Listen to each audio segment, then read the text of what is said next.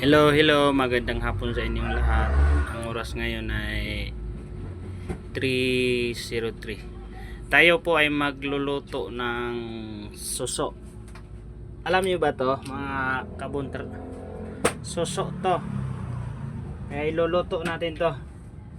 Ito yung mga ingredients. Palapa at saka sili. So, abangan na natin ang ating pagluluto. Yun, nagluluto tayo ng kanin. Malapit na. Kasi malapit na ang iftar. So sige, babay muna. So ito na, gagawin na natin. Ito, ilagay na natin ito. Yan, parang bato. Tapos ito na naman palapa.